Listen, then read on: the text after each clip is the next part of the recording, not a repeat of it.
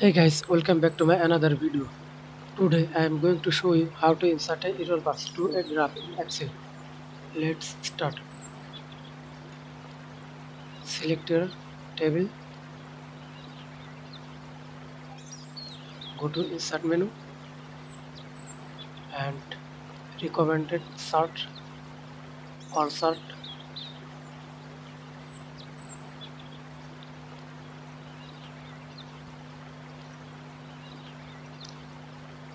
Okay. Hold shift and